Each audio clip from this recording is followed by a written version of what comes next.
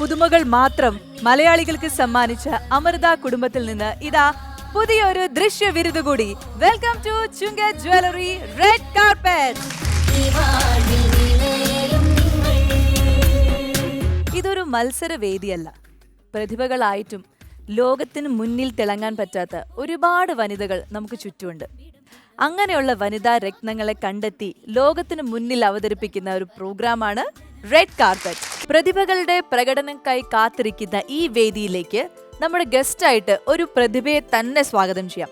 ഈ വ്യക്തിയെക്കുറിച്ചിട്ട് പറയുകയാണെങ്കിൽ ഒരു മികച്ച അഭിനേത്രിയാണ്, അതിലുപരി നല്ലൊരു നർത്തകിയാണ്, ഒരു കുടുംബിനിയാണ്. നമ്മുടെ മലയാളികളുടെ സ്വന്തം, നമുക്ക് എല്ലാവർക്കും പ്രിയപ്പെട്ട ബാലാമണി, ദ ലവ്ലി നവ്യ നായർ.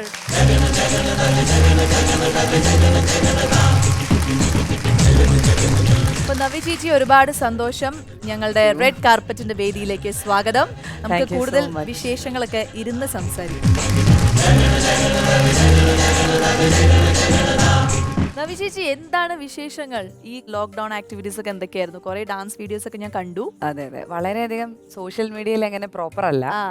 അപ്പോ വേൾഡ് ഡാൻസ് ഡേക്ക് വേണ്ടി ചെയ്തതാണ്. അതെ, ആസൈ മുഖം മറന്നു പോച്ച്. അപ്പൊ വേൾഡ് ഡാൻസ് ഡേക്ക് വേണ്ടി അത് റിലീസാക്കണം എന്ന് വിചാരിച്ചാണ് ഞാൻ ചെയ്തത്. പക്ഷെ അത്ര വലിയ ഈ ഉൾക്കാഴ്ചയുടെ കുറവുണ്ട്. ഞാൻ അന്ന് രാവിലെയാണ് ചെയ്യാൻ തുടങ്ങിയത്. അപ്പൊ ഞാൻ വിചാരിച്ചു വൈകിട്ട് അതങ്ങ് തീരും, എഡിറ്റ് ചെയ്ത് തീർക്കാം, 1 മിനിറ്റ് ഇട്ടാൽ മതിയല്ലോ ഇൻസ്റ്റഗ്രാമിൽ. അപ്പൊ അങ്ങനെ തുടങ്ങി. പക്ഷെ ചെയ്ത് വന്നപ്പോ എനിക്ക് 1 മിനിറ്റ് അല്ല, ആ പാട്ടങ്ങ് മുഴുവൻ ചെയ്തേക്കാം എന്ന് തോന്നി. അപ്പൊ പിന്നെ ഈ പറഞ്ഞ വീട്ടിൽ തന്നെ അപ്പുറത്തൊക്കെ തന്നെ മുറ്റത്ത് പാടത്ത് ഒരു പാടമുണ്ട് ഫ്രണ്ടിൽ. അപ്പൊ അതിന്റെ ഫ്രണ്ടിലൊക്കെ വെച്ചിട്ട് വെറുതെ കുറെ നാളുകൾക്ക് ശേഷമാണ്, കല്യാണത്തിനൊക്കെ ശേഷം കുറെ നാളിന് ശേഷം നമ്മുടെ ഇൻഡസ്ട്രിയിൽ വീണ്ടും വന്നു. അതിനുശേഷം ഇപ്പോ ഒരു ശക്തമായിട്ടുള്ള സ്ത്രീ കഥാപാത്രം പ്രേക്ഷകർക്ക് മുന്നിലേക്ക് കൊടുക്കാൻ പോവാണ്. ആ സിനിമയെ കുറിച്ചിട്ടും ആ ക്യാരക്ടറിനെ കുറിച്ചിട്ടൊക്കെ പറയും. സിനിമയുടെ പേര് ഒരുത്തി എന്നാണ്. VK പ്രകാശ്, VKP ആണ് അതിന്റെ സംവിധായകൻ. എന്നെ സംബന്ധിച്ചിടത്തോളം ഈ കഥയാണ് ഞാൻ ആദ്യമായിട്ട് കേൾക്കുന്നത്. അപ്പോൾ ഇതിന്റെ ഇങ്ങനെയുള്ള ഒരു ക്രൂ ഫോമാറ്റ് ആയിട്ടില്ല. ആദ്യമായിട്ട് ഈ കഥ സംസാരിച്ചു, എനിക്ക് വളരെ ഇഷ്ടപ്പെട്ടു. പക്ഷെ പിന്നെ ഒരുപാട് കാലങ്ങൾക്ക് ശേഷമാണ് ഇത് സിനിമയായിട്ട് സംഭവിക്കുന്നത്. അത് ശരിക്കും ഒരു ഡെസ്റ്റിനിയാണ്. അന്ന് കേട്ടപ്പോൾ തന്നെ ഞാൻ ഈ ഇൻ ബിറ്റ്വീൻ ഇങ്ങനെ ഒരുപാട് കഥകൾ കേൾക്കാറുണ്ടായിരുന്നെങ്കിലും മനസ്സിൽ വിചാരിക്കും അങ്ങനെ ഒരു വളരെ പ്രോമിസിംഗ് ആയിട്ടുള്ള ഒരു ക്യാരക്ടർ വരികയാണെങ്കിൽ മാത്രം ചെയ്താൽ മതി. എന്തിനാണ് ആൾക്കാർക്ക് നമ്മുടെ മനസ്സിലിങ്ങനെ ബാലാമണിയും സേറൊക്കെ കടക്കുന്നുണ്ട്, ഉള്ള ഇഷ്ടം പോകണ്ടെന്ന് വെച്ചിട്ട് ഞാൻ അങ്ങനെ വെയിറ്റ് ചെയ്യായിരുന്നു. ഇപ്പൊ എന്തായാലും അതിനെ പറ്റിയൊരു എന്റെ ഭാഗത്തുനിന്ന് എനിക്ക് ചൂസ് ചെയ്യാൻ പറ്റുന്ന എന്റെ ഒരു കഴിവിന്റെ പരമാവധി വെച്ചിട്ടാണ് ഞാനത് അസസ് ചെയ്യുന്നത് അല്ലേ. അപ്പൊ എന്റെ അസസ്മെന്റിൽ എനിക്ക് നന്നായി എന്ന് തോന്നുന്ന ഒരു സിനിമ തന്നെയാണ് ഒരുത്തി. ചേച്ചി ഒരു അഭിനേത്രിയാണ്, ഞാൻ ആദ്യം പറഞ്ഞ പോലെ അഭിനേത്രിയാണ്, നർത്തകിയാണ്, കുടുംബിനിയാണ്, അമ്മയാണ്. ഇത്രയും വേഷങ്ങൾ ഒരുമിച്ച് ഹാൻഡിൽ ചെയ്യുമ്പോൾ അതിന്റെ എങ്ങനെയാണ്, അല്ലെങ്കിൽ ഏത് വേഷമാണ് ഏറ്റവും കംഫർട്ടബിൾ, സന്തോഷമൊക്കെ തോന്നുന്നത്? അങ്ങനെയൊന്നുമില്ല, ഇതൊക്കെ സംഭവിച്ചു പോകുന്നല്ലോ. വീട്ടിലൊക്കെ നിൽക്കുമ്പോൾ ഈ റെസ്പോൺസിബിലിറ്റീസ് എന്ന് പറയുന്നത് ഭയങ്കര ഒരു വലിയ കാര്യമല്ലേ.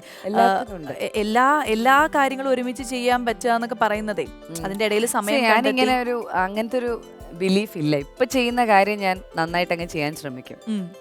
ഈ എല്ലാ കാര്യത്തിലും ഞാൻ നമ്പർ 1 ആണെന്ന് തെളിയിക്കാൻ പോകുന്ന ഒരു സംഭവം എനിക്കില്ല ബേസിക്കലി. ഇപ്പൊ ഞാൻ കുഞ്ഞിൻ്റെ അടുത്താണെങ്കിൽ ഞാൻ അവൻ്റെ അടുത്ത് ഫുൾ എന്താ പറയുക ഇൻവോൾവ് ആയിട്ട് ഞാനിപ്പോൾ അവനെ പഠിപ്പിക്കുകയാണ്. പരീക്ഷയ്ക്കെങ്കിൽ ഞാൻ ഫുൾ ഇൻവോൾവ് ആയിട്ട് പഠിപ്പിക്കും. അല്ലാത്ത സിറ്റുവേഷൻ വന്നിട്ട് ഞാൻ ഷൂട്ട് നടന്നുകൊണ്ടിരിക്കുന്ന സമയത്ത് എക്സാം കഴിഞ്ഞിട്ട് അവൻ ലൊക്കേഷനിലേക്ക് വരും. എക്സാം ഉച്ചയാകുമ്പോഴത്തേക്കും കഴിയും, ലൊക്കേഷനിലേക്ക് നേരെ വരും. എന്നിട്ട് ക്യാരവനിൽ കയറി അവൻ ഉടുപ്പൊക്കെ മാറിയിട്ട് നോർമൽ ഡ്രസ്സ് ഇട്ടിട്ട് കുറച്ച് നേരം അവിടെ നിന്നിട്ട് എൻ്റെ മകനായിട്ട് അവനെ കുട്ടിയുടെ കൂടെ കളിക്കും. കളിച്ചു കഴിഞ്ഞിട്ട് ഞാൻ ചോദ്യങ്ങളൊക്കെ ചോദിക്കും. പിന്നെ കുറച്ച് നേരം ഞാൻ എഴുതാൻ എന്തെങ്കിലും കൊടുത്തു കഴിഞ്ഞാൽ അവിടെ ക്യാരവനിൽ പോയിരുന്നിട്ട് എഴുതുകയൊക്കെ ചെയ്യും. അങ്ങനെ മാനേജ് ചെയ്തിട്ടുണ്ട് ഞാൻ, ഇല്ലാന്നല്ല. പക്ഷെ എന്നാലും എല്ലാത്തിലും ഞാൻ ഒന്നാമതെത്താനൊന്നും അങ്ങനെ ശ്രമിക്കാറില്ല. ഞാനൊരു അമ്മയാണെന്നുള്ള രീതിയിലുള്ള കാര്യവും വീട്ടുകാരിയാന്ന് എല്ലാം കൂടി മനുഷ്യനല്ലേ. എന്നാലും എല്ലാം ഭംഗിയായിട്ട് നിർവഹിച്ച് എല്ലാം ഹാപ്പി ആയിട്ട് ഇരിക്കണം. അപ്പൊ വരുന്ന പോലെ നമ്മളെ സ്വീകരിക്കാണ്. Welcome to Chunga jewellery red carpet. Red കാർപ്പറ്റിന്റെ ഈ യാത്രയിലൂടെ നമ്മൾ കണ്ടെത്തിയ കുറച്ച് പ്രതിഭകളുണ്ട്. എങ്ങനെയായിരുന്നു അവരിലേക്ക് എത്തിച്ചേർന്നത്, അവരുടെ ആ യാത്ര എങ്ങനെയായിരുന്നു, ആരൊക്കെയാണ്, എന്തൊക്കെയാണെന്നൊക്കെ അറിയാനുള്ള ഒരു എക്സൈറ്റ്മെന്റ് സത്യത്തിൽ എനിക്കുണ്ട്. തീർച്ചയായിട്ടും. അപ്പൊ നമുക്ക് അതൊന്ന് കണ്ടു നോക്കാം അല്ലെ. നമുക്ക് ജസ്റ്റ് ആ ഒരു വീഡിയോ പ്രൊഫൈൽ ഒന്ന് കാണാം.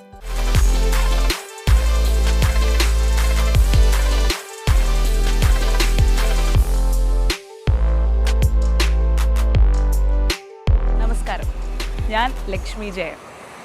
നിങ്ങൾക്ക് പലർക്കും ഒരു പാട്ടുകാരിയായിട്ടും ഒരു വയലിനിസ്റ്റായിട്ടും ആങ്കറായിട്ടൊക്കെ എന്നെ അറിയായിരിക്കും. എനിക്ക് വലിയ വലിയ കുറേ ദൗത്യങ്ങളുണ്ട് ഇപ്രാവശ്യം.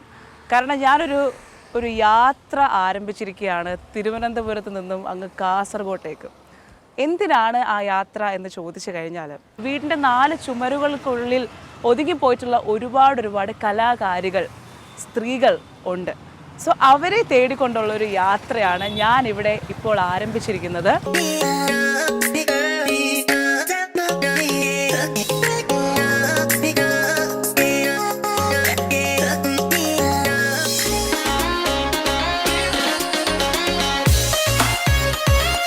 അങ്ങനെ ഞാൻ കണ്ണൂർ എത്തിയിരിക്കുകയാണ്.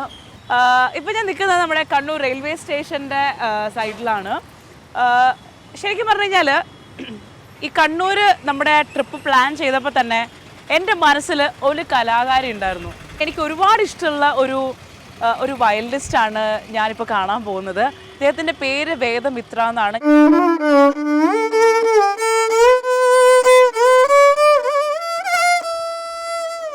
She is really talented. എന്തായാലും നമുക്ക് വീട്ടിൽ പോയിട്ട് വേദമിത്രയെ നേരിട്ട് കണ്ട് നമുക്ക് വിശേഷങ്ങളും ആ ടാലൻറ്റും എല്ലാം മനസ്സിലാക്കാം.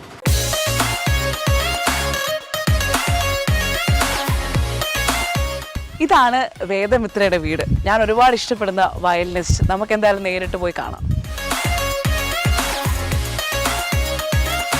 ഹലോ ആൻറ്റി, ഞാൻ അമൃത ടിയുടെ റെഡ് കാർപ്പറ്റിൽ നിന്ന് വരികയാണ്. ലക്ഷ്മിയാണ്. വേദമിത്ര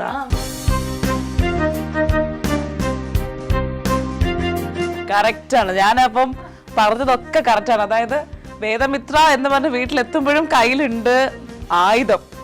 എന്തായാലും നമുക്ക് കറക്റ്റ് ടൈമാണ് പ്രാക്ടീസ് ചെയ്യുമായിരുന്നു അല്ലേ? ഓക്കെ, എന്തായാലും നമുക്ക് വിശേഷങ്ങളൊക്കെ അറിയാം. വേദമിത്രയുടെ ഏറ്റവും ഹൈലൈറ്റ് ആയിട്ട് ഞാൻ ആദ്യം ശ്രദ്ധിക്കുന്നത് മധു ബാലകൃഷ്ണൻ സാറ് പാടിയ അമ്മേ അമ്മേ എന്ന് തുടങ്ങുന്ന പാട്ട് ഞാൻ ആദ്യമായിട്ടാണ് അതൊരു വയലിനിൽ ഒരാൾ പാടി, അതും അത്രയും പവർഫുള്ളായിട്ട്. അതിനുശേഷം ഓ ദിൽറുബ എന്നുള്ള ഗാനം, ഹരിമുരളീരം, ഇതൊക്കെ നമ്മൾ ഒരിക്കലും പെട്ടെന്ന് കൈവയ്ക്കാത്ത സോങ്സ് ആണ്. പക്ഷേ ഒരു പാട്ട് അതെങ്ങനെയാണോ നമ്മൾ കേൾക്കുന്നത് അതേപോലെ തന്നെ വയലിനിൽ വായിക്കാൻ കഴിയുന്ന ഒരു അമേസിംഗ്ലി ടാലൻറ്റഡ്, എനിക്കൊന്ന് വെസ്റ്റേൺ ആൻഡ് ഈസ്റ്റേൺ ഒരുപോലെ കൈകാര്യം ചെയ്യാൻ പറ്റുന്ന ഒരു കലാകാരിയാണ് Vedamitra. And welcome to red carpet. Thanks.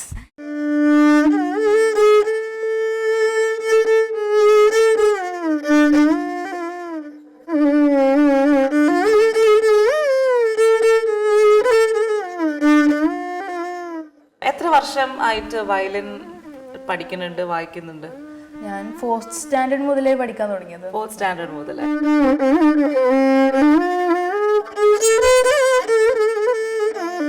ഞാൻ ഈയിടയ്ക്ക് ശ്രദ്ധിച്ചു ഒരു ഫീമെയിൽ ബാൻഡിൽ അല്ലേ 3 പേരല്ലേ നിങ്ങൾ? 3 പേര്. കാരണം വളരെ റെയർ ആയിട്ടാണ് ഒരു ഫീമെയിൽ ബാൻഡ്സ് കിട്ടുന്നത്. അപ്പോൾ അതിൻ്റെ ഫോർമേഷൻ എങ്ങനെയാണ്? എന്താണ് അതിൻ്റെ പേര്, ഡീറ്റെയിൽസ് ഒക്കെ എങ്ങനെയാണ്? ശരിക്കും പറഞ്ഞാൽ ഒരു ഇവന്റ് മാനേജ്മെന്റ് കമ്പനിയിലാണ്. അപ്പോൾ അവര് എന്നെ പോലെ തന്നെ ആർട്ടിസ്റ്റും കൂടി ചേർന്ന് വന്നൊരു ബാൻഡാണ്. ഇങ്ങനെ ഫ്യൂഷൻ ടൈപ്പ് സോങ്സ് ആയിരുന്നു. അപ്പം എല്ലാവർക്കും നല്ല പരിചയം, നല്ല ഇഷ്ടപ്പെട്ട സോങ്സ് നമ്മളതായ ഒരു സ്റ്റൈലിൽ ചെയ്യുമ്പോൾ ഒരു നല്ല റിവ്യൂസ് കിട്ടുന്നത്. എന്തായാലും ഓൾ ദി ബെസ്റ്റ്. ഞങ്ങൾ റെഡ് കാർപ്പറ്റിലേക്ക് ക്ഷണിക്കുകയാണ് കേട്ടോ.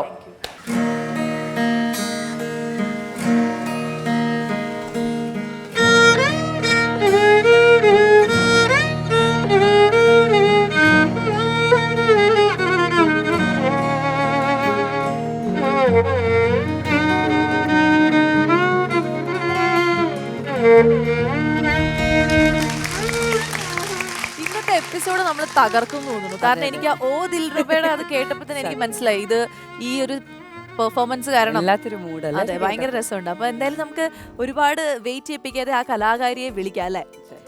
വേദമിത്ര നമ്മുടെ അസല് പേരല്ലേ? അതെ അതെ. അപ്പൊ അതുകൊണ്ട് തന്നെ ആ കലാകാരിയും ഒരു ഗംഭീര കലാകാരിയാണെന്ന് ഇപ്പൊ മനസ്സിലായി. എന്തായാലും പ്രേക്ഷകർക്ക് മുന്നിലേക്ക് ഞങ്ങൾ ഇൻട്രൊഡ്യൂസ് ചെയ്യുന്നു. Let's meet Vedamitra.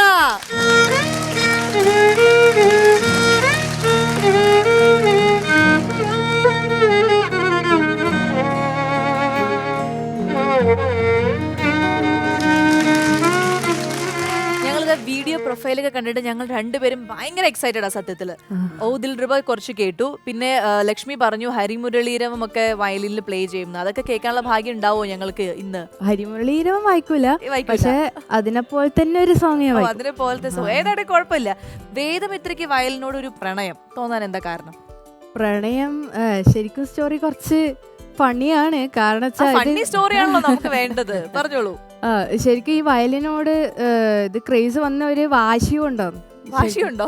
അത് ശരിക്കും പറഞ്ഞാൽ എന്റെ ചേട്ടൻ ഗിറ്റാർ വായിക്കും. ഓക്കെ. അപ്പൊ ചേട്ടൻ ഇങ്ങനെ കലോത്സവത്തിലും പോയി ഇങ്ങനെ ട്രോഫീസ് എല്ലാം അടിച്ച് ഇങ്ങനെ ഇങ്ങനെ ഇങ്ങനെ വാങ്ങിക്കുമ്പോ എനിക്ക് കുറച്ച് ജലസി തോന്നുന്നുണ്ട്. ഏട്ടനെ പോലെ തന്നെ ഒരു സംഭവം ചെയ്യണം. അപ്പോഴേ ഞാൻ ഗിറ്റാറും കീബോർഡെല്ലാം പഠിച്ചു തുടങ്ങുന്ന ഒരു കാലം. അപ്പൊ ഞാൻ വിചാരിച്ച എന്നാ ഏട്ടനെ പോലത്തെ ഇൻസ്ട്രുമെന്റ് എന്നാ വേണ്ട, വേറെ എന്തെങ്കിലും ചെയ്യാം.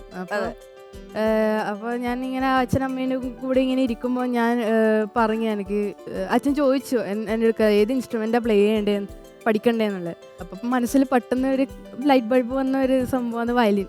അപ്പൊ അങ്ങനെ പഠിച്ചു തുടങ്ങിയതും പിന്നീട് അത് ഭയങ്കര ഒരു ക്രേസ് ആയി അല്ലേ? പിന്നീട് അതിനോട് നല്ല ഇഷ്ടം വരാൻ തുടങ്ങി. പിന്നെ ചേട്ടനേക്കാൾ നന്നായിട്ട് വായിക്കും അല്ലേ? അല്ലേ? ആണ്, അങ്ങനെ തന്നെ പറ. അപ്പൊ നിങ്ങൾ വീട്ടിലാണെങ്കിലും ഒരു യുദ്ധം, ഒരു കോമ്പറ്റീഷൻ ഒക്കെ ഇടയ്ക്ക് നടത്താം അല്ലേ? ഒരു വയലിൻ ഗിറ്റാർ മൂഡാണ് അല്ലേ? So good. എനിക്ക് ഏറ്റവും ഇഷ്ടപ്പെട്ട ഇൻസ്ട്രുമെന്റ് ആണ് വയലിൻ. ഇങ്ങനെ ഷൂട്ടിന്റെ ഇടയിൽ ഞാനൊരു അബദ്ധ ഇതൊക്കെ നടത്തി നോക്കി, പഠിക്കാൻ വേണ്ടിട്ട്. ഷൂട്ടൊക്കെ പണ്ട് വർഷങ്ങൾക്ക് മുന്നേ. അപ്പോൾ രക്ഷയില്ല. കാരണം ഈ കുറച്ച് ദിവസം നമ്മൾ പഠിക്കുമ്പോൾ ഈ ഫിംഗറിങ് എല്ലാം പറന്നു പോവാണ് ഏതൊക്കെയാണെന്നുള്ളത്. പിന്നെ നഖം വളർത്താൻ പറ്റില്ല, ആദ്യമൊക്കെ വളർത്താൻ പറ്റില്ല എന്ന് തോന്നുന്നുണ്ട്. പിന്നെ വളർത്തുന്നവരുണ്ട് വശമായി കഴിയുമ്പോഴേ. അപ്പോൾ നഖം വളർത്താൻ പറ്റില്ല. അപ്പോൾ ഈ ക്യാരക്ടേഴ്സിനൊക്കെ കണ്ടിന്യൂറ്റി ഒക്കെ ആയിരിക്കും ചിലപ്പം നെയില്, അത് പ്രശ്നം.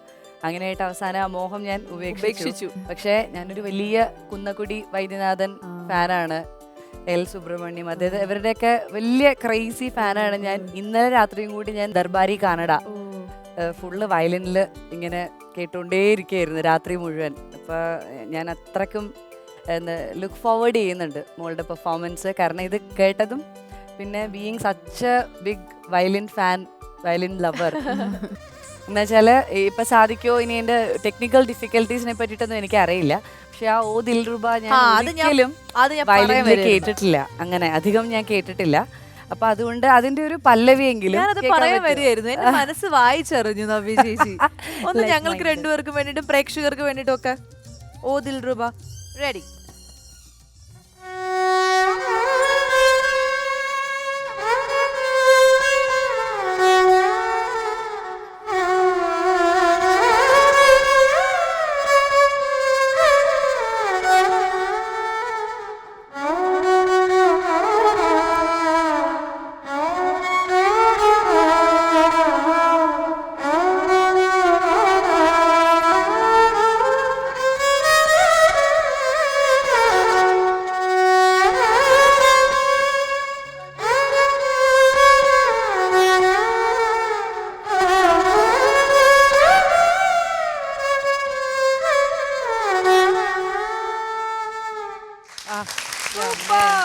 എന്റെ കണ്ണ് നിറഞ്ഞിട്ടോ, ഭയങ്കര ഇഷ്ടമായി എനിക്ക്. ഈ വയലിൻ എന്ന് പറയുമ്പോൾ ഒരു ഭയങ്കര സങ്കടം നമുക്ക് അതിലിങ്ങനെ തളം കെട്ടി നിൽക്കുന്ന പോലെ തോന്നും. And I M so happy. ചില പ്രോഗ്രാംസിൽ നമ്മൾ ഗസ്റ്റായിട്ട് വരുമ്പോഴേ നമുക്ക് ഏറ്റവും കൂടുതൽ സന്തോഷം തോന്നുന്നത് വലിയ ടാലൻറ്റ്സ്, നല്ല ടാലൻറ്റിനെയൊക്കെ നമ്മുടെ അടുത്തിങ്ങനെ കാണുമ്പോൾ അതൊരു ഭയങ്കര ഭാഗ്യമാണ്. കാരണം ടാലൻറ്റഡ് ആയിട്ടുള്ള കുട്ടികളെ ഉണ്ടാവുക, അല്ലെങ്കിൽ നിങ്ങളുടെ അച്ഛനും അമ്മയും ഒക്കെ എത്ര ബ്ലെസ്ഡ് ആണ്. ജീവിതത്തിൽ വലിയ ഉയരങ്ങളിൽ എത്തട്ടെ മോളെ. All the very best.